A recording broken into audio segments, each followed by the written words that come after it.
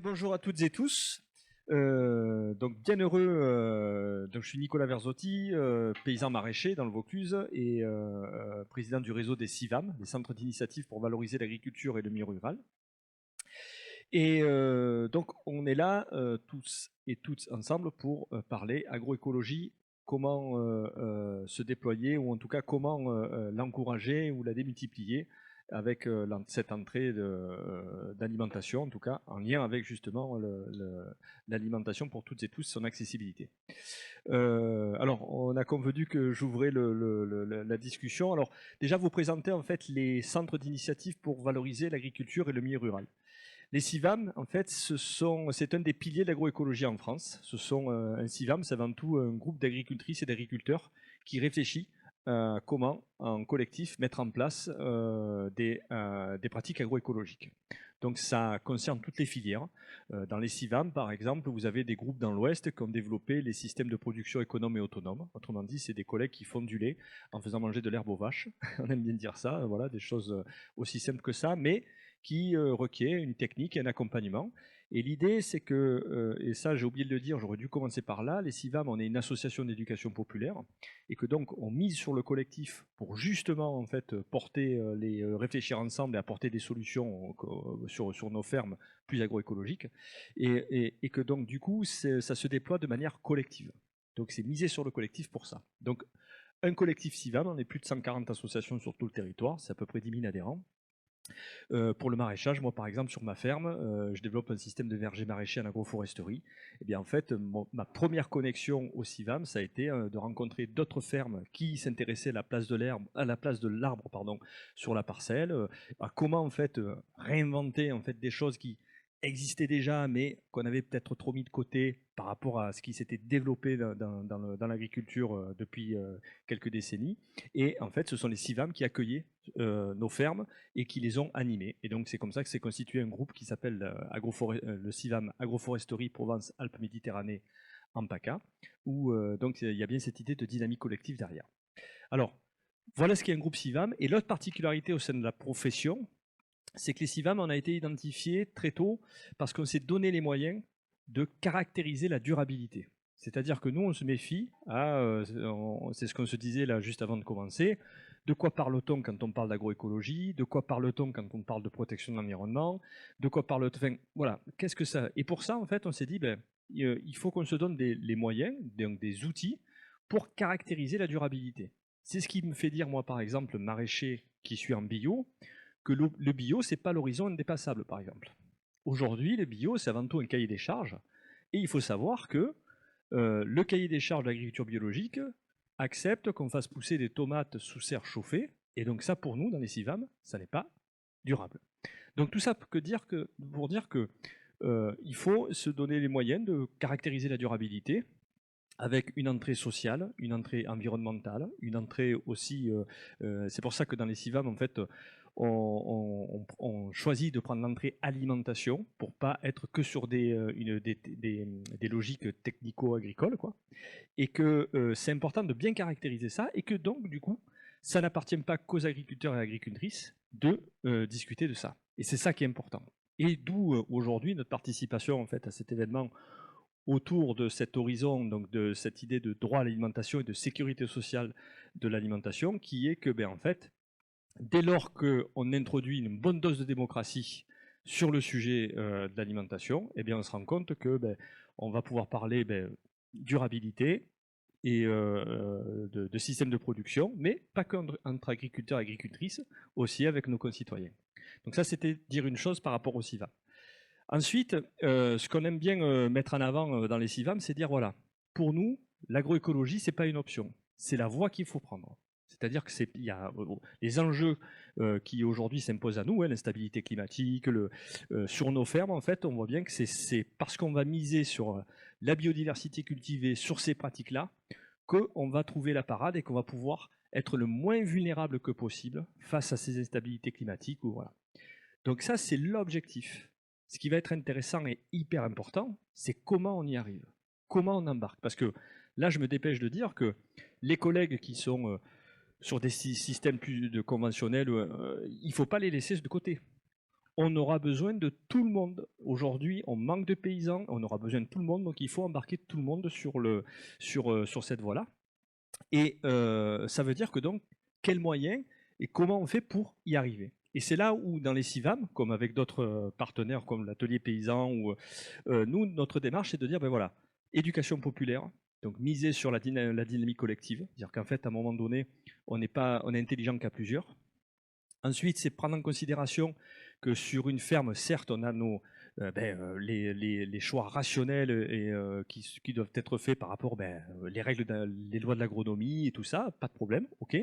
Mais que il y a tout un environnement aussi socio-économique autour de la ferme et que ça à prendre en considération. Et que partant, donc le collectif, il se fait certes entre agriculteurs et agricultrices, mais aussi avec justement les mangeurs.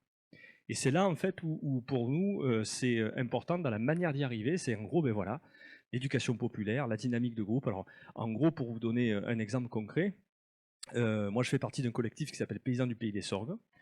On est accompagné par un animateur CIVAM sur la dynamique collective parce qu'on avait un projet au départ de magasin de producteurs.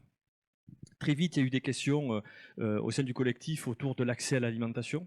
Comment on peut s'approprier ça? Eh bien, on a demandé au CIVAM d'animer ça, parce qu'en fait, nos espaces démocratiques, là, en collectif, tout ça, il n'y a rien de plus précieux et fragile. La démocratie, ça s'organise, c'est-à-dire la réflexion et tout ça, ça s'organise. Donc du coup, on demande cet accompagnement à être accompagné, et les CIVAM répondent à ça. Donc concrètement, il anime des réunions, on prépare ensemble les thématiques, enfin bref, j'allais dire, tout le fonctionnement d'une association d'éducation populaire, à la fois modeste et géniale quoi, dans ce qu'elle produit. Et à côté de ça, donc il y a ce que je voulais dire, c'est qu'il n'y a pas que des questions techniques donc liées à la commercialisation ou des questions techniques liées à la production, hein, sur voilà, comment déployer un système de verger maraîcher. Je veux être plus autonome ou mieux gérer la fertilité de ma parcelle. Je veux coopérer avec les collègues autour de moi pour justement que je puisse bénéficier en fait, voilà, d'échanges entre une collègue éleveuse de poules pondeuses et moi en maraîchage. Bref, tout ça, en fait, l'idée de cette émulation, en fait, elle peut avoir lieu parce qu'il va y avoir l'accompagnement et qu'on va mettre justement accompagner le collectif avec ses façons EducPop. Et je m'arrêterai là en disant, donc voilà, cet objectif, c'est l'agroécologie, c'est le moyen de comment on y arrive, donc c'est cette méthode en fait d'accompagnement, l'EducPop et tout ça. Et il y a aussi quelque chose qui pour moi est important à dire côté CIVAM, c'est que on s'autorise à discuter avec tout le monde, et parce que c'est important, et on se dit aussi que c'est important de questionner la profession sur des sujets qui peuvent être pas faciles à aborder. Il faut qu'on y aille. Pour l'agroécologie, en fait, si l'agroécologie confinée à l'échelle de nos fermes, ça n'aura pas d'effet. Il faut que ce soit déployé à l'échelle d'un territoire. Et en gros, moi, si j'ai 2 hectares en agroforesterie, si autour de moi, en fait, c'est rien ces 2 hectares. C'est à l'échelle d'un territoire que ça produira des effets. Ce qui veut dire que derrière ça, derrière cette idée de dire il y a une échelle à déployer, enfin en tout cas, il faut embarquer un maximum de monde, donc il y a cette idée-là, et que on construit sur l'exemplarité, pas sur la culpabilité. Et ça, encore une fois, nous, agriculteurs et agricultrices, on ne peut pas rester tout seul avec ces espaces de réflexion, parce qu'au sein de la profession, il y a aussi une relation au capital, une relation à la propriété. Enfin, vous voyez, toutes ces questions-là, il ne faut pas qu'on soit tout seul à les aborder. Alors, quel est le lien entre réexplorer les communs et l'agroécologie? Mais c'est qu'en fait, on utilise, mon premier support, enfin mon premier, je dirais, j'utilise les ressources de l'environnement, mon sol, les ressources hydriques et tout ça, et que ça, aujourd'hui, on sait qu'il faut le préserver. D'où l'importance de dire, ben voilà, pour déployer l'agroécologie, donc encore une fois, c'est un objectif. La méthode, ça sera de passer par ces coopérations et aller au-delà de simplement les questions qui concernent que la profession. Voilà. Alors bonjour, je me prénomme Nicolas, moi aussi, Nicolas Mirouz, je suis vigneron dans les Corbières. Je représente ici l'atelier paysan, je suis sociétaire de la coopérative l'atelier paysan. Et je vais vous parler agroécologie. Alors l'agroécologie, nous, on l'a menée sur la ferme. Ça a commencé il y a 27 ans. J'ai repris il y a 27 ans un domaine familial, viticole, qu'on a beaucoup transformé avec mon épouse. Voilà. Mais ça ne va pas être le centre de ce dont je vais vous parler. Ça a été un parcours très très chouette, où on a fait plein de choses. On a réduit la surface pour que ce soit donc sur la voie d'une certaine décroissance, pour que ce soit accessible et maîtrisable. On a fait plein de choses, on a planté des arbres, on a un troupeau de moutons, on fait des vins sans aucun intrant. Et c'est en voie, c'est un parcours, c'est un chemin. Avant d'être en bio, on a très longtemps été en culture conventionnelle, puisqu'on a fait 10 ans de culture conventionnelle. Et c'est un chemin qui suit son cours, qui n'est pas fini. Faut surtout pas s'arrêter. C'est essentiel dans ce qu'on fait, mais je m'arrête de vous parler de ça.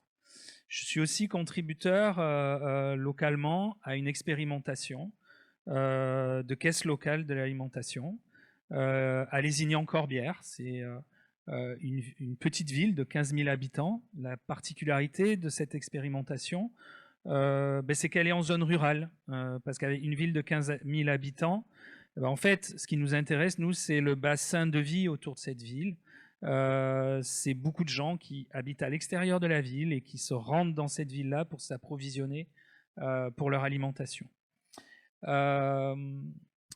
Cette expérimentation, pour moi, ces expérimentations dont on parle depuis hier, en fait, c'est un objet très puissant. C'est un objet politique qu'on vient projeter dans un territoire qui doit trouver une brèche. Et si ça arrive au stade de l'expérimentation, eh ben c'est bien qu'en amont, il y a eu beaucoup de rencontres militantes pour identifier à quel endroit était la brèche.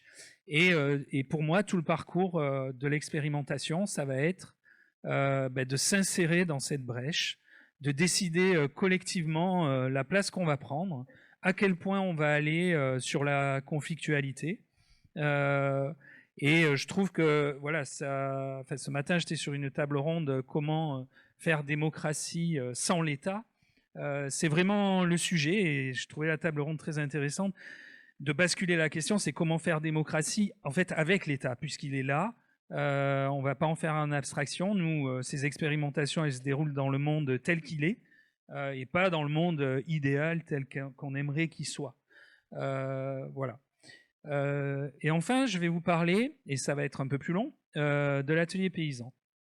On est engagé à l'atelier paysan. Donc, qu'est-ce que c'est l'atelier paysan? C'est une coopérative à laquelle adhèrent des paysannes et des paysans, mais pas que. Dans la logique de ce qui vient être présenté par les CIVAM, c'est un mouvement non corporatiste dans lequel nos sociétaires, ce sont aussi des mangeuses et des mangeurs. Et le projet que porte l'atelier paysan, c'est celui de l'autonomie technique pour les paysannes et pour les paysans, sans jamais dissocier le sujet de l'agriculture de la chose alimentaire. Et donc c'est aussi un projet d'autonomie alimentaire pour les habitantes et les habitants. À l'atelier paysan, on est en pleine transformation à travers quelque chose qu'on applique, qu'on a pensé depuis longtemps mais qu'on n'avait jamais mis en œuvre et qui s'appelle l'essaimage. C'est-à-dire que l'atelier paysan est en train d'essaimer dans des groupes locaux qui sont relativement autonomes et implantés partout sur le territoire. Et donc il y en a 16 actuellement en France, on en aura 25 dans un an.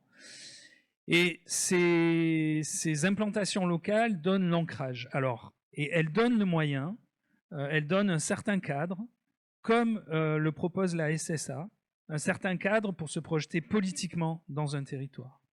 Bon, c'est bien nos expérimentations locales de SSA.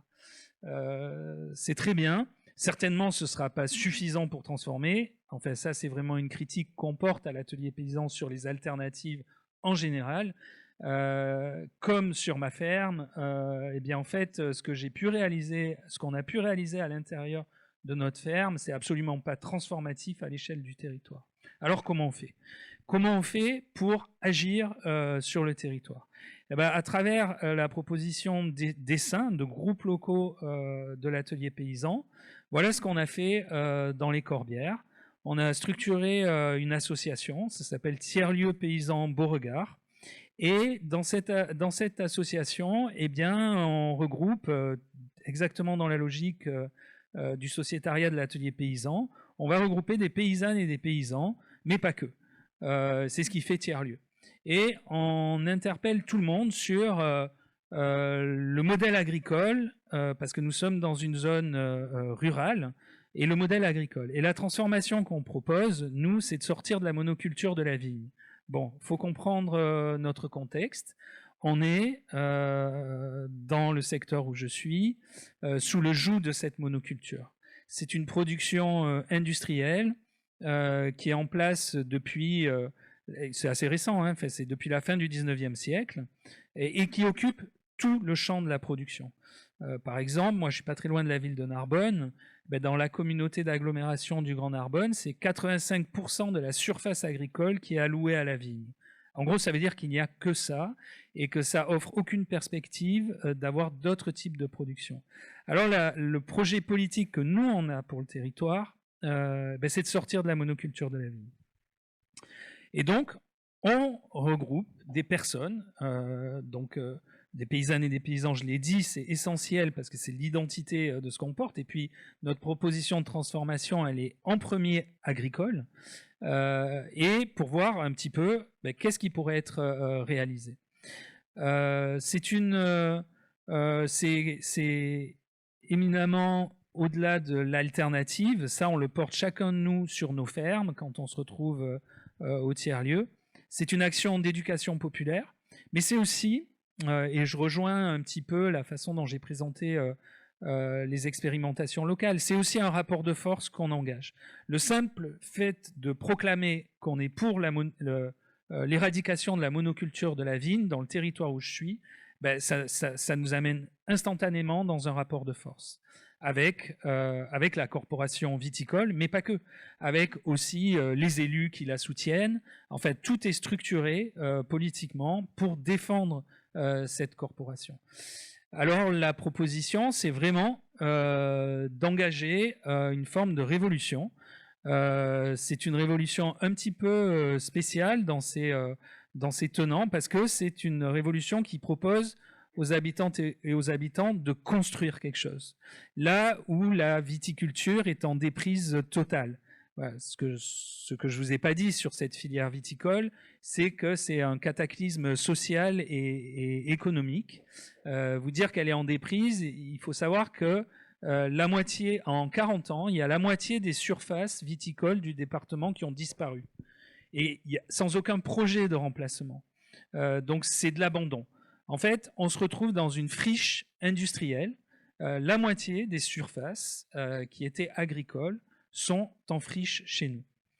Ça a des incidences énormes. Et par exemple, cet été, dans les Corbières, c'est pas par hasard que ça s'est produit, il y a eu des feux, des très grands feux. En fait, on a subi 5 incendies de grande ampleur, dont un, le dernier, qui est le plus grand, qui ait jamais été référencé depuis qu'on référence les incendies. C'est-à-dire depuis les années 50.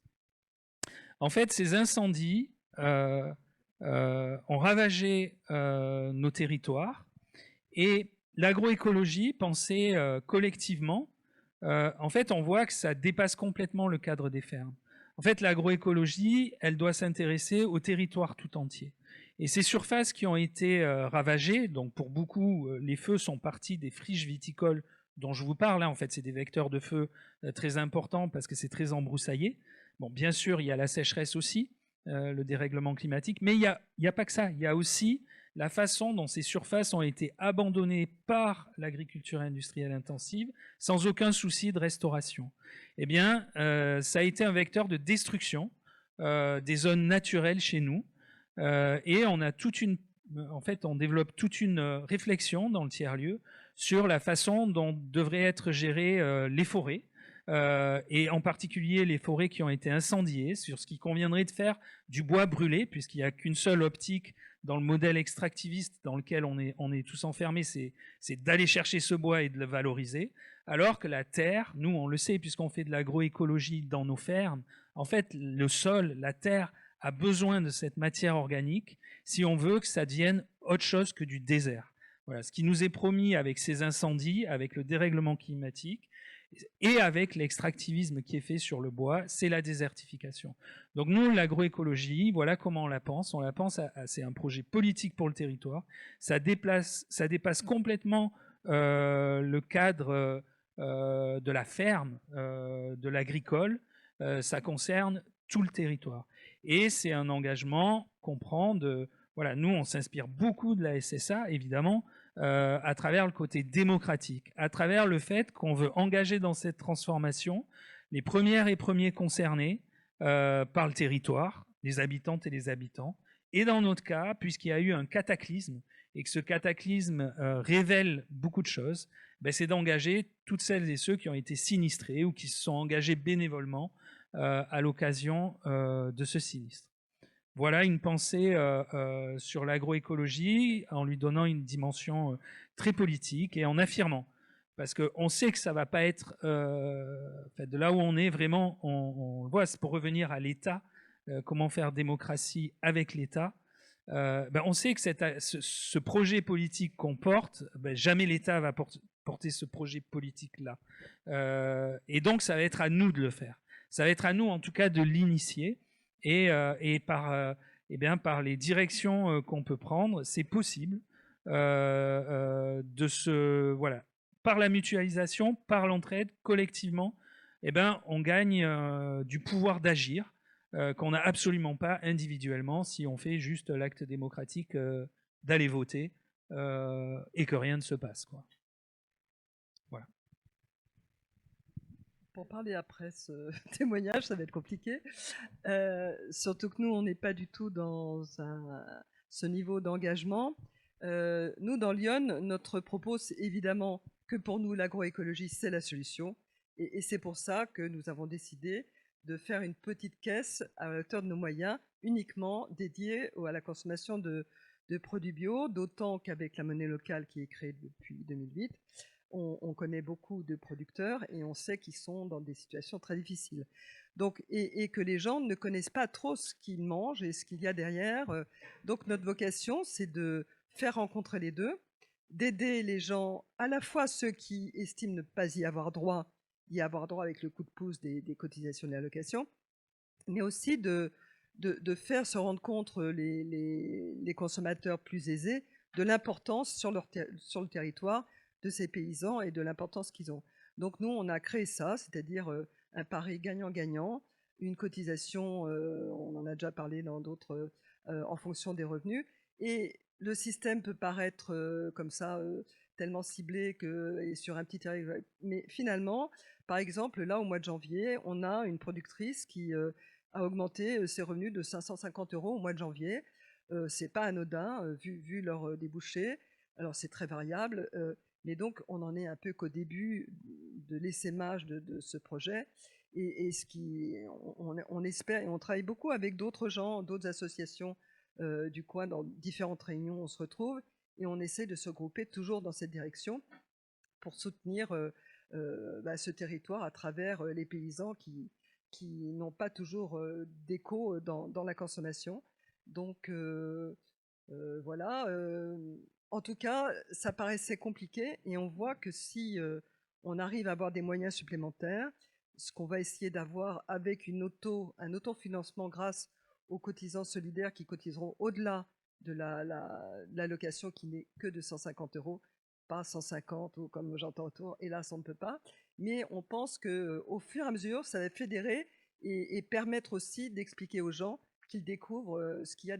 Même les consommateurs de bio ne savent pas forcément ce qu'il y a derrière. Donc les faire rencontrer les paysans du coin et avoir plein d'échanges qui permettront de monter en puissance la consommation et donc de pérenniser un peu, de donner un peu de sérénité aux agriculteurs, enfin aux paysans, aux paysannes qui sont en agroécologie de notre département. Voilà. Je suis Merle, je suis là parce que je suis amapienne depuis un peu plus de 21 ans et parce que je suis cofondatrice de la MAP du Gâtinais dans le Loiret qui était la première AMAP en région centre. Et je suis depuis le début au conseil d'administration. Mais mon idée n'était pas de vous parler de notre AMAP. J'ai imaginé que la plupart des gens qui viendraient à quelque chose sur la SSA connaîtraient le phénomène AMAP. Donc, si vous avez des questions après, évidemment, je peux en parler, mais je ne vais pas parler de notre structure locale, etc. C'était plutôt ce que vise le mouvement AMAP au-delà des structures locales. Et donc, pour commencer, on peut dire évidemment que les AMAP des associations pour le maintien d'une agriculture paysanne contribuent par définition au renforcement et au développement d'une agroécologie paysanne. Bon, ça va de soi. Mais dans cette idée de maintien, c'était pas envisagé comme un simple aide au maintien, ni comme seulement la création d'une nouvelle débouchée pour plus sécure et plus sûr pour des petites fermes en difficulté. Parce qu'il y a une conscience du productivisme dominant et donc on a visé dès le départ avec les AMAP à développer un autre modèle agricole, économique et alimentaire. Je rappelle seulement brièvement l'histoire du mouvement AMAP. Les AMAP sont nés en 2001, d'une part, d'une prise de conscience citoyenne. Pardon. Je cite le texte, prise de conscience citoyenne face à des crises répétitives dans l'agriculture et l'alimentaire et qui ont marqué les années 80 et surtout 90. Et d'autre part, côté producteur, la grande difficulté des petites structures paysannes bio à survivre, il faut dire que quand on a créé notre AMAP, le bio était en 2004, le bio était vraiment en déperdition et on a sauvé au moins 3 fermes qui, sans notre apport, auraient dû cesser leur activité. Et donc, les citoyennes se sont mobilisées pour construire et expérimenter un modèle alternatif basé sur un partenariat solidaire où habitants des paysans construisent ensemble un autre rapport à l'agriculture et l'alimentation. Cette approche s'est inspirée de modèles déjà existants ailleurs. Il y a eu le TKI au Japon dès 1965 et puis aussi, entre autres, les CSA aux États-Unis à partir de 1985. Et les objectifs de ce modèle alternatif sont explicités dans la charte des AMAP, qui est le document qui donne les valeurs et les principes fondamentaux de toute structure qui veut s'appeler AMAP. Ça, normalement, si on s'appelle AMAP, on est censé adhérer à la charte et faire signer la charte par nos adhérents. Et cette charte définit 5 principes fondamentaux qui sont inspirés d'une part de la charte de l'agriculture paysanne et d'autre part des mouvements de l'agriculture bio existant déjà à l'époque. Donc, il s'agit d'une démarche d'agriculture paysanne, ça va sans dire, mais aussi une pratique agroécologique qui est définie là comme sans pesticides et entrants de synthèse, de chimiques de synthèse. Ce qui est très important parce que le ministère de l'Agriculture et l'INRAE, ils ont une autre définition de l'agroécologie qui veut dire seulement de baisser les intrants, mais pas de les exclure. Donc, c'est pour ça que j'ai pensé que donner une définition claire de notre agroécologie est important parce qu'il y en a d'autres. Et donc, la charte aussi, pardon, qu'on va fournir une alimentation de qualité et accessible à toutes et à tous. C'est une démarche aussi d'éducation populaire. Et ce qui fait la spécificité d'une AMAP, c'est un peu le 5e point, une relation solidaire, contractualisée et sans intermédiaire. En 2001, la première AMAP en France est créée dans les du Rhône par un couple de maraîchers qui ont trouvé cette solution pour sauver leur activité. Et eux, ils se sont inspirés directement du modèle CSA qu'ils ont rencontré aux États-Unis. Puis, en 2024, le Miramap recense plus de 2300 AMAP actives, mobilisant 4800 producteurs et productrices engagés. Il faut dire que le Miramap, normalement, recense les AMAP qui sont membres d'un réseau régional. Je ne sais pas s'il recense tous les AMAP, il se peut qu'il y en ait plus que les 2300. J'ai vu un autre chiffre de 2500, mais ça doit être dans cet ordre-là. Le mouvement AMAP continue donc à croître, à sauver des petites fermes et aider à en créer d'autres. Mais depuis un certain temps, on commence à rencontrer des difficultés. Ceux qui sont les plus cités par les structures sont le manque de nouveaux adhérents, c'est-à-dire que on a de plus en plus de difficultés à aller au-delà du premier cercle d'adhérents. Bon, pour nous, c'était différent parce que c'est il y a 20 ans, mais les AMAP qui sont plus récentes ont du mal à recruter de nouveaux adhérents. Et également le manque d'engagement des AMAPiens. Parce que aussi en 20 ans, la société a énormément changé. Et nous, on avait commencé avec des gens qui étaient très inspirés par le projet et pas seulement de s'alimenter en bio. Et là, aujourd'hui, je dirais que la plupart de nos adhérents sont là pour manger du bio. Et donc, c'est un changement de climat autour qui va poser d'autres problèmes pour un projet de la SSA. Alors, je voulais dire aussi que entre le mouvement AMAP et la SSA, il y a un lien évident et que par les engagements du mouvement AMAP, par exemple, d'élargir l'accessibilité à une alimentation de qualité à toutes et à tous, ce qui est une base. Et puis, au vu de notre maillage du territoire national, je pense qu'on peut dire que les AMAP sur le niveau pratique ont préparé le terrain pour qu'un projet comme la SSA puisse s'envisager. Et donc, il est tout à fait logique que l'organisation nationale, le Miramap, le mouvement interrégional des AMAP, travaille avec, non pas dans, mais avec le collectif pour une SSA. Donc, le projet stratégique du Miramap, c'est explicite tout ça. Et dans ce projet, on note l'engagement de viser une réelle démocratie alimentaire à tous les échelons des territoires, d'agir avec d'autres politiques publiques, sur des politiques publiques et de faire en sorte ou d'œuvrer à ce que les habitants et les paysannes puissent contribuer activement aux politiques alimentaires, agricoles et environnementales, et en sortant de l'économie de marché. Donc voilà, je peux dire que les AMAP sont essentiellement des initiatives locales, et même si beaucoup adhèrent à des réseaux, au mouvement national, c'est au regard du nombre global des agriculteurs et agricultrices et même des fermes paysannes, on reste à un mouvement assez marginal et ça, il faut l'accepter. On ne peut pas généraliser, je pense, l'expérience AMAP à tout le monde, comme on peut imaginer généraliser une sécurité sociale de l'alimentation. Et c'est pour cela que la SSA représente pour nous une possibilité de passer à une autre étape qui est pour nous très mobilisante et motivante.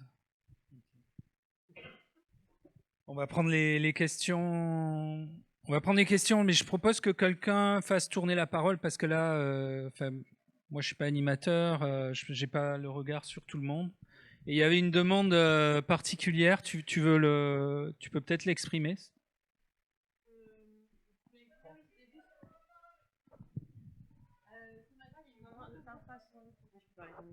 Ce matin, il y a eu beaucoup de prises de parole d'hommes et du coup, on avait beaucoup de femmes. On en a discuté entre nous et c'est dommage parce qu'il y a plus de femmes que d'hommes souvent en ces temps.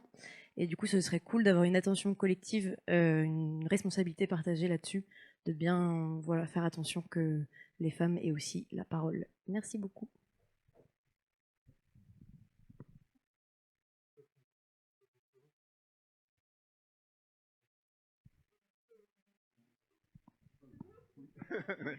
Merci, ok. Moi, D'accord. On prend 3. J'ai bien aimé, l'un et l'autre, vous avez employé le mot embarquer, comment embarquer des gens qui ne sont pas forcément d'accord avec vous, qui sont plutôt en agriculture conventionnelle et pas en agroécologie. J'avais été séduit par le livre de John Paley qui s'appelle La bataille du siècle, stratégie d'action pour la génération climat, où il dit qu'il faut vraiment justement embarquer le plus possible, sortir de nos groupuscules et ouvrir le plus possible, quoi. Alors comment vous y prenez concrètement pour embarquer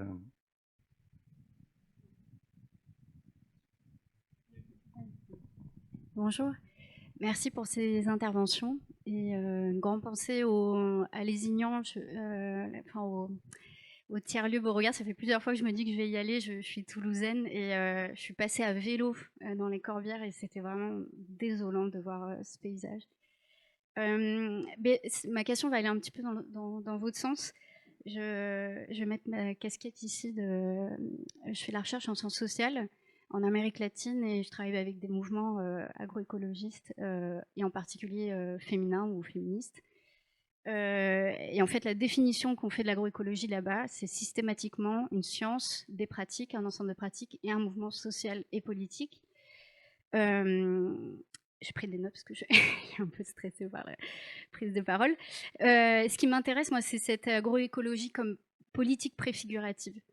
En quoi construire dans l'ici et le maintenant un horizon politique désirable. Avec plusieurs processus, l'expérimentation, la mise en code ou en normes qui découlent de cette expérimentation, l'essaimage, la diffusion, et aussi la mise en matérialité. Donc si exemple, je constate qu'il y a des freins à l'installation pour les paysannes, qu'est-ce que je mets concrètement en place, par exemple. Et je me demandais, ça va un peu là dans le sens, j'ai l'impression qu'en France, ça prend pas comme mouvement. Et je me demandais pourquoi. Est-ce que c'est un problème de définition parce qu'effectivement, on constate, quand on va sur le site du ministère de l'Agriculture et que oui, on parle d'agroécologie, comme vous le disiez, en fait, c'est la démission d'intrants. Quand on a une ministre qui nous parle de grand réveil agricole, de souveraineté des paysans et en même temps d'un réarmement, etc. Bon, bref. Ou est-ce que c'est une stratégie d'alliance qui n'est pas encore présente? Est-ce qu'on manque de stratégie d'alliance avec d'autres mouvements sociaux? Voilà, c'était un peu ma question. Merci.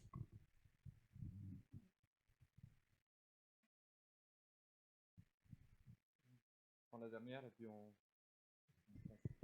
En tant que retraitée du ministère de l'Agriculture, j'aurais envie de répondre à la question, mais je ne vais pas le faire. Moi, ma question, ma question, elle était, vous avez présenté les AMAP et vous avez dit que c'était un peu précurseur de la SSA. Je voulais savoir comment vous voyez l'interrelation entre les deux. Et est-ce que, par exemple, vous avez essayé de conventionner, enfin, je ne sais pas si vous conventionnez dans le cadre de la SSA, mais avec des AMAP, et si oui, comment ça se passe?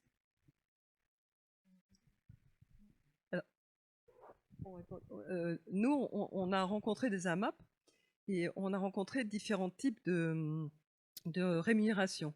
Il y a évidemment les gens qui avancent pour un trimestre leur achat de panier. Et il y a des producteurs qui se font payer individuellement, etc. Donc, c'est un peu, dans la mesure où nous, il y a une cotisation, il faut s'inscrire dans la caisse et tout, on est un peu en pourparlers là-dessus, mais dans un groupement d'AMAP, certains sont intéressés, d'autres pas.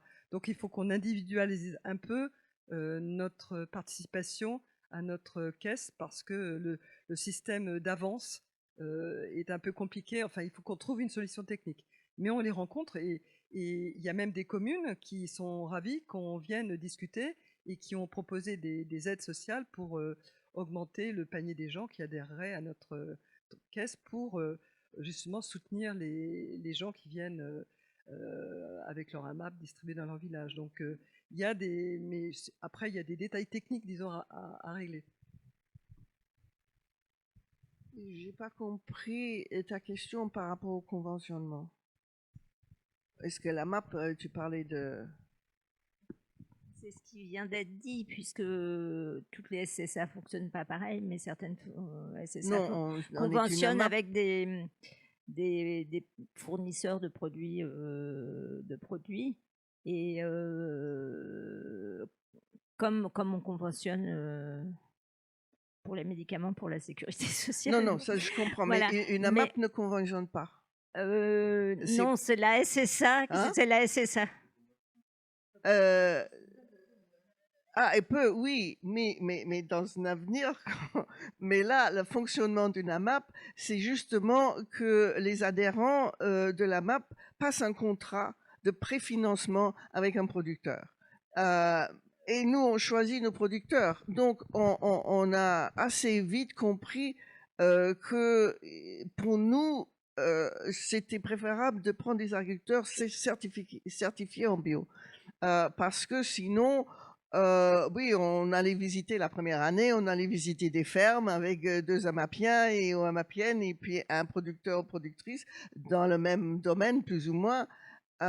Mais moi, je me suis rendu compte qu'en tant qu'amapienne et non productrice, que l'après-midi qu'on pouvait passer avec le paysan, la paysanne ne me disait rien sur ses pratiques derrière. Et donc, mélanger des certifiés et des pas certifiés, ça commençait à être compliqué. Et donc, on a décidé et je pense que la plupart des AMAP, sauf avec une difficulté de trouver des producteurs en bio, ce qui aussi est arrivé à l'époque, mais on les conventionne pas. On met en place une structure qui fait qu'ils sont préfinancés, qu'ils ont une trésorerie plus sécure sur la durée du contrat. Et c'est eux qui décident de la durée du contrat qui leur convient. C'est eux qui décident des prix. Normalement, on est censé discuter ensemble, mais on leur fait confiance. Mais c'est eux qui décident des prix. Mais c'est normalement un prix unique sur l'année, etc. Mais l'idée de conventionner, ça c'est pour une caisse qui donnerait de l'argent aux gens pour acheter. Et là, c'est pas adhérer à une AMAP, c'est avoir sa carte et savoir où on peut dépenser l'argent. Et j'avais juste envie de dire une petite chose par rapport à cette question de comment on embarque des gens, en tant qu'amapienne, ça fait depuis plus de 20 ans que je côtoie ce monde paysan et aussi le monde agricole conventionnel autour. Et en même temps aussi les mangeurs qui ne sont pas pour le bio. Et c'est un projet de sécurité sociale de l'alimentation suppose faire changer, c'est pas seulement discuter des idées, c'est pas seulement à un certain niveau des idées, accepter que ça c'est une bonne chose, c'est changer sa vie, c'est changer ses pratiques, c'est changer ses habitudes et ça veut dire travailler plus. Pour les producteurs, ça veut dire travailler plus. Notre céréalier, où il y a notre AMAP, il est dans ces champs tous les jours. L'autre céréalier conventionnel qui est en face de chez moi, il y est peut-être 6 fois dans l'année. Ça a rien à voir comme travail à un certain niveau. Les maraîchers ils travaillent de la même manière. Je pense que s'ils sont conventionnels ou pas, il faut qu'ils soient dans leur champ tous les jours. Mais pour les autres, et pour les mangeurs, cette habitude de faire la cuisine, c'est perdu énormément. Si les gens ils achètent de plus en plus d'ultra transformés, c'est parce qu'ils font plus la cuisine. Comment on va faire pour les ramener à accepter de faire la cuisine? Je Alors, comment on embarque les... alors, côté CIVAM, nous, donc, on mise sur... on est une association d'éducation populaire. Et j'ai commencé par vous dire qu'un CIVAM, c'est avant tout un groupe d'agricultrices et d'agriculteurs. C'est aussi se donner les moyens de se former. Parce qu'en fait, qui dit déployer une pratique, alors que ce soit agroécologique, ou c'est se former à ça, et donc donner un maximum d'outils pour que le paysan, la paysanne, soit autonome en termes de décision sur sa ferme pour déployer ça. Et ça, cette idée-là, elle est importante parce que être autonome tout en étant dans un collectif qui accompagne ça, en fait, c'est aussi se donner en fait tout le capital, là pour le coup, de confiance et de garantie pour s'engager sur une voie. Donc donner les éléments techniques et tout ça, enfin voilà. Et donc ça passe par de la formation, ça passe. Et alors là aussi, c'est important de se dire que dans les modalités, il ne s'agit pas de dire je vais faire 1 heure de formation pour savoir comment on déploie un verger maraîcher. C'est pas ça, non. C'est souvent ça s'inscrit dans le temps. Et là, je vais prendre un exemple concret. Comment on embarque, en fait, ou comment, à un moment donné, un paysan va se poser, enfin, va être face à un questionnement et dire, ben, en fait, je fais je m'engage sur cette voie. Christian, il est sur le plateau de la Seine-Baume, il a une vingtaine d'hectares en raisin de cuve, ensuite une cinquantaine d'hectares en céréales.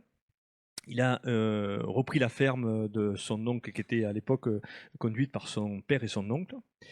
Et au fil des années, il voit les rendements, notamment en céréales, baisser. Quand il passe avec la charrue sur le bord de la parcelle, il voit bien que le sol qui relève, là, il est vachement plus grumeleux. Il se passe quelque chose qui ne se passe plus au centre de la parcelle. Et là, il discute avec Guillaume, qui, lui, est passé en agriculture de conservation des sols, qui est membre du CIVAM agroforesterie, qui a implanté des arbres au milieu de ses parcelles. Alors, vous êtes dans les Alpes de Haute-Provence, après, chez Guillaume, vous voyez des grandes plaines là, céréalières, et puis d'un coup, vous voyez un petit îlot où on recommence à voir naître des haies, tout ça. Et il discute avec Guillaume et Guillaume lui dit mais attends, mais moi depuis que j'ai réintroduit la haie, j'ai moins de dégâts sur mes semis avec les mulots. D'ailleurs, il est chasseur, mais par contre il dit à ses collègues chasseurs faites gaffe, hein, si je vous vois tirer sur les renards, ça va mal aller pour vous parce que j'en ai besoin du renard aussi parce que ça régule aussi un peu tout ça. Enfin voilà la discussion. Et là il lui dit mais écoute, rejoins le collectif CIVAM. On a un groupement d'intérêt économique et environnemental. On est accompagné par quelqu'un pour justement déployer les pratiques. Et en fait il ne s'agit pas de donner le mode d'emploi, il s'agit que tu trouves autant les clés pour que sur ta ferme, tu puisses déployer quelque chose. Voilà. Et bien, vous voyez, voilà comment on a embarqué en fait Christian dans l'aventure de... Alors, vous allez voir ensuite le témoignage de Christian, ce sur quoi il amène, c'est que déjà, il abandonne le labour, première étape. Et là, il y a son fournisseur de carburant qui l'appelle, qui lui dit Christian, tu as changé de fournisseur là, tu ne commandes plus autant de gasoil qu'avant. Il dit bah non, j'ai pas changé de fournisseur, c'est simplement que j'ai changé de pratique et j'économise plus d'1/3 de carburant. Donc dans sa trésorerie aussi, il s'y retrouve. Et là, c'est intéressant parce que dans les CIVAM, il y a aussi cette approche entre guillemets tech éco, le truc un peu technique là, où on va dire bah, tiens, on peut aussi prendre le prisme un peu économique pour dire bah, quel intérêt j'aurais pour pouvoir déployer des pratiques agroécologiques. Et bien vous voyez, le coup de braquet a été mis en place. Alors par contre, Christian, il se dépêche de dire que lui, il faut être humble. Hein. Il dit, moi, j'ai amorcé quelque chose parce que j'ai pris conscience à un moment donné, mais je ne vais pas tout pouvoir mettre en place d'un coup. Donc je passe, alors j'y vais, ben voilà, l'agriculture de conservation des sols, c'est le point de départ. Donc je mets ça en place. Et bien peut-être que c'est la génération qui suit qui va prolonger. Hein. Alors il a amorcé aussi l'agroforesterie. Il doit tenir aussi compte de lui, son évolution lui aussi en termes de technique et donc se former. Donc c'est pour ça qu'il est dans le collectif le CIVAM-APAM en agroforesterie en PACA. Et chemin faisant, s'autoriser à actualiser aussi et aussi se détacher de ce qu'on lui a appris au départ, enfin ce qu'on lui a appris en tout cas de ce sur quoi les bases sur lesquelles il avait repris la ferme. Et là, par contre, il y a un sujet, c'est l'enseignement agricole, où là aussi, en termes je dirais, heureusement que des structures comme les CIVAM, l'atelier paysan, enfin, tous ces trucs existent en parallèle pour aussi porter une autre façon de faire, en tout cas, ces pratiques alternatives. Donc voilà un exemple concret de comment on peut embarquer, en l'occurrence pour les paysans, là, les collègues sur cette voie-là. peut faire comme ça, non? Parce que je sais pas s'il y a tant de... du coup, moi, je voudrais répondre à la question sur comment on embarque et puis aussi à la question que tu as posée. J'ai essayé de le faire les deux en même temps. Comment on embarque nous, localement, en fait, le premier cercle militant, en fait, je veux dire, on lui cause plus, quoi. En fait, c'est pas qu'on n'aime pas, hein, c'est tous nos copains, c'est tout. Mais voilà, aller dans les fêtes paysannes pour faire des tables rondes, des prises de parole, en fait, c'est pas très tactique, quoi. C'est pas un investissement gagnant. En fait, il faut arriver à aller parler aux autres, quoi, au camp d'en face. 3 exemples de situations. Les premières, c'est on parle d'éduc pop. Nous, comment on fait? On va faire de l'éduc pop avec celles et ceux qui savent le faire. Et pour nous, ils sont pas dans nos campagnes, quoi. Ils sont plus dans les quartiers populaires. Et donc, on va à la rencontre de ces éducateurs, de ces personnes qui font de l'éduc pop à l'endroit des quartiers populaires. Une autre situation, c'est moi je vous ai parlé de porter la conflictualité, c'est d'aller dans les zones de friction. Un exemple, puisqu'il y a des mobilisations agricoles en ce moment, enfin chez nous il y en a régulièrement, c'est pas juste en ce moment, on y va. En fait, pour nous, la posture qui consisterait à dire parce que c'est un appel FNSEA JA, faut pas y aller, c'est pas tenable, quoi. Je pense qu'il faut aller occuper tous les espaces. Enfin, je reviens à cette histoire de brèche là. Il faut occuper toutes les brèches. En fait, dans ces mobilisations là, bien sûr, c'est des appels d'appareils syndicaux, mais beaucoup de celles et ceux qui sont mobilisés en fait sont pas du tout syndiqués, et donc il y a des espaces de dialogue à créer.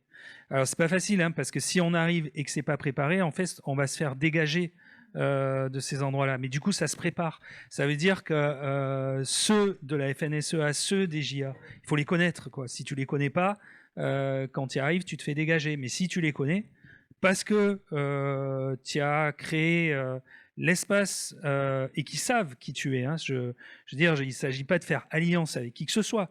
Moi, ils savent qu'on n'est pas alliés, ils savent qu'on est opposants politiques. Mais voilà, il y a de la place il y a des places à prendre là-dessus, et la politique un peu de l'absence ou de la chaise vide n'est pas la bonne. D'autres endroits, c'est faire sans l'État. En fait, on fera jamais rien sans personne, quoi. Et le bon relais local au niveau institution, c'est les communes. En fait, c'est sur ces territoires-là, en fait, il faut tous les connaître, quoi. Il faut connaître tous les maires, il faut être identifié. Il faut là aussi qu'ils sachent qu'on est en général des opposants. Et d'ailleurs, en faisant ce travail d'aller vers eux, on se rend compte que on a aussi des alliés, quoi. On a aussi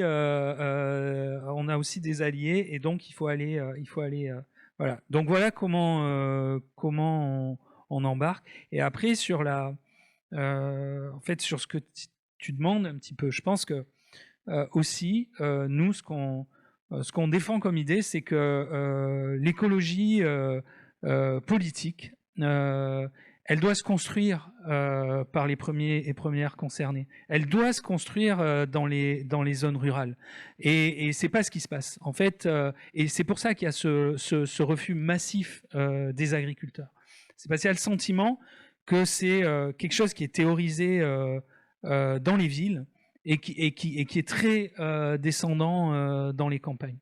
Voilà, je ne cherche pas à défendre les comportements quand je vous parle de tout ça, de FNSEA, de JA. Je vous redis que ce sont des adversaires politiques.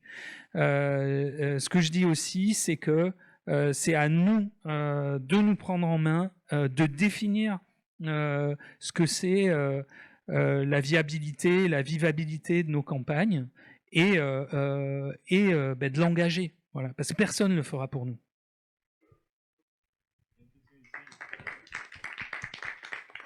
Pour revenir un peu à la question de la SSA et la place des agriculteurs, en fait, comment est-ce qu'on peut les mobiliser dans des projets de caisse, et quelle place on leur donne et quelle place ils peuvent prendre et comment ils peuvent la prendre.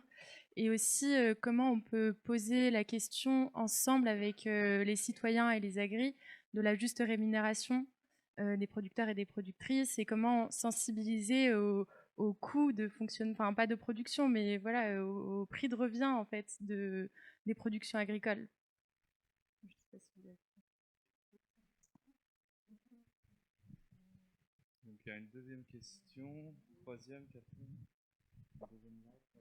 Alors, c'est pas vraiment une question, en fait, c'est plus une pensée. Là, on a beaucoup parlé de comment embarquer, j'ai l'impression, les agriculteurs. Mais la question, elle se porte aussi sur qui embarquer. Il faut aussi embarquer la population. Et je pense qu'il y a une volonté, en fait, quand même, de la population d'aller vers le bien manger. Mais il y a un switch, j'arrive pas à trouver le mot en français, je suis désolée, à réaliser dans les mentalités. En fait, je pense qu'on peut pas embarquer quelqu'un, il faut donner envie à quelqu'un de s'embarquer en fait. Et quel levier il y a par rapport à ça? Là, on est beaucoup, je trouve, souvent culpabilisé ou dans la peur. On a peur d'être malade parce qu'on mange pas bien. On nous culpabilise parce qu'on n'a pas les bons actes pour la planète. Et je pense qu'un des leviers possibles, ça va être de donner envie à la population de s'embarquer par la notion, on parle d'alimentation, mais il y a quand même une grande part de plaisir dans l'alimentation. Et donc peut-être que ça peut être un levier en fait de passer par le goût, de faire redécouvrir aux gens ce que c'est que de bien manger, de manger bon aussi, pour leur donner aussi après envie d'aller voir ce qui se passe derrière ce que j'ai mis dans mon assiette, d'où ça vient, et de recréer du lien avec les agriculteurs en fait. Voilà, c'était juste une petite idée à partager.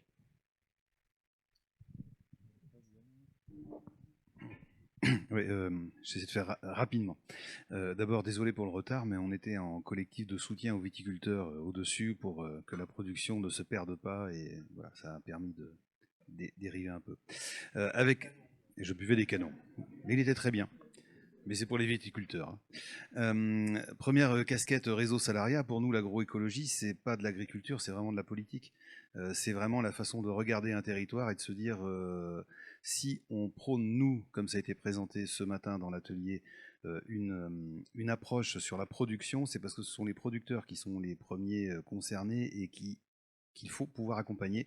Et effectivement, j'aurais tendance à dire, c'est peut-être aux agriculteurs de venir faire de l'entrisme dans le réseau salariat pour faire redescendre un peu tout le monde, ou alors aux expérimentations dans l'intercaisse, d'aller vers des gens de réseau salariat en disant en fait vos idées on comprend pas, ça a l'air vachement haut, mais peut-être qu'on peut rediscuter ensemble. On est en train de travailler un module éducation populaire pour que les idées de réseau salariat soient abordables par tout le monde, pour essayer de comprendre comment l'entrée production elle est primordiale. Et pour nous la SSA c'est vraiment ça. Et je prends une troisième casquette en faisant un petit clin d'œil PEPS, adhérent PEPS 34, où je trouve que vraiment l'idée du communalisme, l'idée de la fédération, enfin de la confédération, il y a vraiment des choses à travailler là-dessus, et j'invite vraiment l'organisation PEPS à rejoindre le collectif SSA. Et dernière posture, participant au collectif national SSA, je pense qu'il est vraiment important maintenant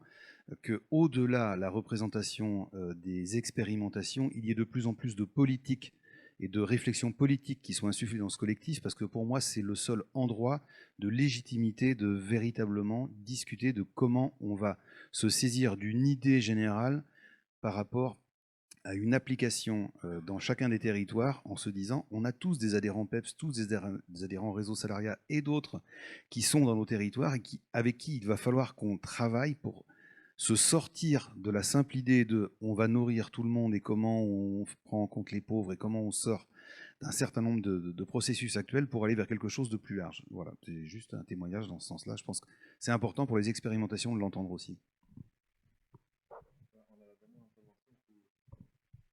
Moi, je reviens un peu sur ta question aussi par rapport à la SSA. C'est un point de vue un peu descendant du coup de mon point de vue urbain vers les paysans, paysannes, mais on sait leur difficulté à se politiser et notamment à plutôt s'orienter vers des syndicats traditionnels. Ma question est un peu sociologique. C'est quoi leur réception de la SSA quand vous faites l'effort justement d'aller parler avec des membres de la FNSEA, des membres de la JA? C'est quoi leur rapport à un projet politique qui est quand même avec une ligne politique assez radicale et assez à gauche, alors qu'eux-mêmes refusent de s'associer à des syndicats qui sont perçus comme trop à gauche ou des politiques comme trop à gauche. Et l'agroécologie, typiquement, ils associent ça facilement à la France insoumise et donc facilement refusent de s'y intéresser. Et quand vous faites un effort de dialogue, c'est quoi leur réception de ce projet et comment aborder le sujet? C'est un peu descendant comme question du coup, mais voilà. Comment réussir à aborder le sujet avec des paysans paysannes de l'agroécologie en leur faisant comprendre que c'est pour leur intérêt, sans, enfin voilà. Bon, qui veut répondre sur quoi? Ah ben vas-y, vous avez un micro. Ah pardon. Oui, par rapport au prix de vente des paysans, nous à Solicagnol, la vente directement chez les producteurs, on ne discute jamais les prix, il n'en est pas question. Par contre, il y a des petites musiques, on rencontre beaucoup de gens externes. Par exemple, il y a en ce moment la MSA et la CAF ont répondu à un projet européen et donc ils vont sans doute nous aider pour financer deux de nos sites. Et régulièrement, mais alors, est-ce que parmi vos producteurs, si on augmente leur volume, on pourrait peut-être leur demander etc., etc. Donc, a priori, on est tout à fait contre, sauf qu'il se trouve qu'il y a quelques paysans, je vois dans le Tenairois, il y a des gens qui disent, bah, nous, on a la surface, si on était assuré sur un long temps de vente de certains produits, on pourrait accepter. Donc, on répond que c'est au cas par cas, mais qu'a priori, on les défend en permanence contre cette... on voit bien que régulièrement ça revient, donc on dit qu'a priori non, qu'au cas par cas il faut voir, mais que de toute façon c'est avec eux qu'il faudra discuter et qu'on ne sera jamais le porte-parole de ce genre de mise en danger de leurs revenus alors qu'ils ont déjà des difficultés. Et pour revenir, comment embarquer les gens, outre le fait évidemment d'offrir un coup de pouce financier, je pense, alors ça demande des moyens humains et ça pour nous c'est quand même ça qui complique les choses, mais de créer simplement des liens humains entre les producteurs et les gens, les faire rencontrer, qu'ils sachent exactement comment se passe leur vie, comment la raison pour laquelle ils font d'une certaine manière et leurs difficultés et comment ils s'intègrent dans le monde général de la consommation, de la distribution et tout, de leur faire ouvrir, se faire rencontrer directement. Je pense que c'est une porte d'entrée très importante. Donc, pour apporter une part un élément de réponse sur comment impliquer plus le monde paysan, les paysans sur le. Alors, donc déjà, c'est l'objet en fait des comités citoyens, se dire qu'on renoue le dialogue déjà entre nous. Partir du constat aussi que attention, point de vigilance à certains discours prescripteurs, l'injonction, hein, quand on dit il faut arrêter les pesticides, il faut tout supprimer là, tout de suite. Attention à la manière dont ça peut être perçu. Témoignage d'André Molinaire, donc quelqu'un qui a plus de 80 ans aujourd'hui, hein, il était sur la place de marché à côté de moi, il me dit mais moi j'ai connu à 6-7 ans, j'ai vu arriver les petites billes blanches et bleues qu'on jetait sur un blé et d'un coup ça devenait vert fluo. Il me dit ben, quand tu as plusieurs campagnes où c'était un peu là, il me dit tu te disais mais c'est magique quoi. Quand tu utilises un herbicide et que lui il sarclait du côté de Monteux près de chez moi, il y avait des rizicultures, donc il sarclait à pieds nus dans l'eau le riz pour il me dit quand tu vois arriver ça, tu te dis le job il change, voilà. Et puis à l'époque on en fait la publicité à la télé, donc imaginez maintenant le message, l'injonction qui arrive derrière, non mais c'est pas ça qu'il faut faire autrement. Vous comprenez où je veux en venir par cette image-là, dire il faut peut-être avoir un point de vigilance côté dans la manière de porter le message qui peut braquer ou arc-bouter. Donc ça revient à ce que je disais tout à l'heure, dans les CIVAM on dit souvent on ne construit pas sur la culpabilité, on construit sur l'exemplarité. Comment on positionne ça? Donc une fois que j'ai dit ça, ce vers quoi je voulais aller, c'était renouer le dialogue. Pas oublier aussi que pour une majeure partie de la profession, qu'on appelle les circuits longs, il y a des collègues en fait, ils voient on vient collecter leur lait, mais ils sont sur leur ferme et jamais ne sont connectés, ne serait-ce que même aux personnes qui transforment le lait qu'il a produit, ou jamais. Donc là, il y a un enjeu c'est pour ça ce qui est formidable avec l'entrée alimentation, avec la proposition de SSA, c'est d'ouvrir justement le dialogue entre des acteurs qui ne sont plus reliés. Il faut créer ce lien-là. Alors après, Ce que j'ai pas dit là, c'est comment, par quoi ça passe. Là, c'est à réinventer. Alors là, je pense qu'il n'y a pas de méthode toute faite. Moi, j'étais hyper content d'aller visiter une usine donc de transformation près de chez moi. En fait, on s'était reçu avec les collègues, avec les civils, on se disait, mais comment ça fonctionne là, les usines qui fabriquent là, les trucs, les pâtes, enfin voilà, les plats cuisinés, tout ça. Alors, mais on n'a pas été voir le directeur d'usine. Hein. On a pris contact avec en fait un opérateur qui s'occupait de la maintenance de l'usine, un jeune là de 25 ans là, et qui nous a fait visiter un site. Et on a appris plein de trucs. Et là, en fait, on discutait avec des salariés de l'agroalimentaire. Et là, on a découvert ce que c'était que travailler dans une usine comme ça, qui manquait terriblement de main-d'œuvre parce qu'il y avait un turnover, parce que les conditions de travail, il y a des gens qui passent une journée, 7 heures de travail à prendre une cuisse de poulet et la mettre dans une marquette. On a appris que c'était plus de 6 tonnes de poulet qui venaient d'Ukraine, qui étaient transformés dans cette usine là, à côté d'Avignon, pour faire les plats cuisinés de telle marque distributeur. Enfin, ouais. Mais là, c'était des paysans qui allaient discuter avec des salariés de l'agroalimentaire. Bon, bref, là, tout ça pour dire qu'effectivement, la bonne entrée, c'est de renouer le dialogue et de se redonner envie de faire ensemble. Et ça, alors par contre, après, il y a peut-être plein de recettes à appliquer. Par rapport aux consommateurs, nous, alors du coup, pas du tout aux producteurs, on a vu les questions que les gens nous posaient, on a établi une fiche comparative de tous les labels pour qu'ils comprennent la différence entre HVE et bio, entre label rouge, et de manière à des trucs factuels avec les lignes, ce qui est autorisé ou pas, pour que les gens se rendent compte. Par exemple, la CAF, qui a été notre partenaire depuis le début, la personne a découvert des trucs, chacun est dans son milieu et n'a pas forcément connaissance de tout ça. Donc ça fait un peu partie de l'éducation par le biais de petites fiches techniques pour juste que les gens sachent. Je voulais répondre à la question prix.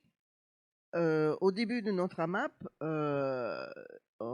je crois que c'était surtout avec l'équipe maraîchère. On a démarré avec une équipe de 4 maraîchères et maraîchers, dont une travaillait avec la FOG. J'ai oublié exactement à quoi ça correspond, mais c'est une association qui travaille avec des agriculteurs. Je ne sais pas si c'est que des paysans, mais sur la comptabilité. Donc, il y avait une experte en comptabilité qui travaillait avec cette équipe et ils ont décortiqué tout ce qu'il fallait pour produire tel et tel légume. C'était tout à fait faisable. C'était pas un énorme problème, c'était tout à fait faisable. Ils sont sortis avec, par rapport à un prix de leur travail, pour leur temps de travail, et le coût en temps et en semences et en production, le temps de production, de récolte, etc. Donc, avec ces paramètres-là, ils sont arrivés à des prix qui pour eux étaient... mais je veux dire, c'est pas une difficulté de faire ce calcul. Et donc moi, je voudrais... alors tu dis que tu n'as pas posé de questions, mais quand même, ça en soulève, quoi. Non, nous, en fait, peut-être je ne l'ai pas assez dit ou je l'ai dit trop vite. Enfin, en tout cas, au tiers-lieu paysan, à Beauregard, le sujet, c'est pas d'embarquer des agriculteurs. C'est vraiment... d'y associer la population, les habitantes et les habitants. Et quand je parle d'aller sur des mobilisations agricoles, ok, c'est avec des paysannes et des paysans qui sont membres, mais c'est aussi d'embarquer d'autres. Et en fait, on arrive à embarquer du monde sur ces situations-là. Et plus généralement, en fait, le sujet, ça devient les mobilisations dont on parle, c'est bien des mobilisations d'agriculteurs, au sens du statut d'agriculteur, employeur. Et on retrouve jamais de travailleuses et de travailleurs au sens des salariés. Et l'objet, ce serait de continuer dans cette direction et d'embarquer encore plus. Comment ça se fait que les syndicats de salariés ne se sentent pas concernés et ne soient pas présents à ces endroits de mobilisation agricole. Voilà. Et dans l'autre sens, comment ça se fait quand il y a... Puisque, bon, vous avez compris que le sujet de la mobilisation par la lutte, par les luttes, ça en est un pour nous. Et comment ça se fait que quand il y a des manifs, des mobilisations... de salariés, comment ça se fait qu'à Narbonne, il n'y a aucun tracteur. Enfin, comment c'est possible, quoi? Comment il n'y a pas des agriculteurs de gauche qui se disent, mais parce que certainement ils sont pas tous d'accord avec la manif, hein, la majorité n'est pas d'accord, mais il y a bien quand même une partie du peuple de gauche qui est dans l'agriculture. Et comment ça se fait qu'ils ne soient pas invités à venir avec leurs tracteurs sur ces mobilisations-là? Voilà, c'est des sujets.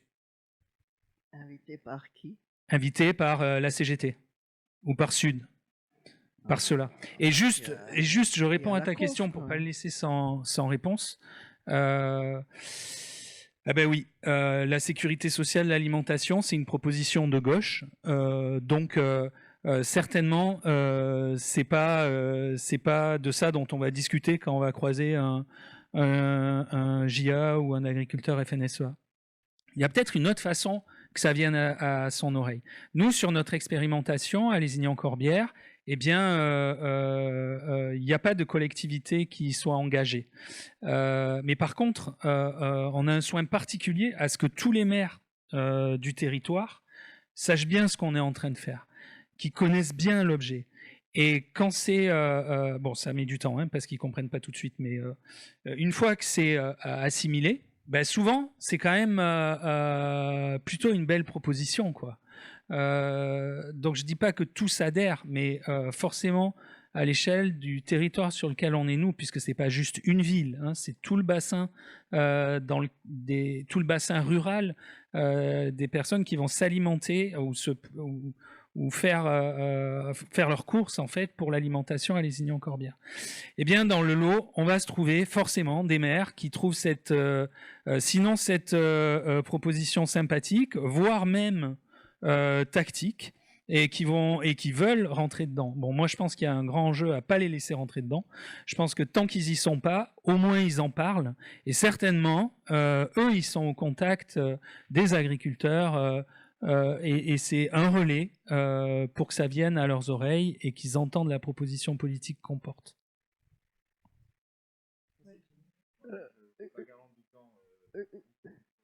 Je voulais juste réagir par rapport à ce que tu avais dit par rapport Attends, au c'est réseau fini. salarial. Enfin, c'est fini? Je peux pas? Parce qu'on n'a pas... Ah, c'est pour les gens qui adorent. C'est l'heure. Donc on a tous parlé là en réponse, je pense que c'est bon. Ben merci à toutes et tous.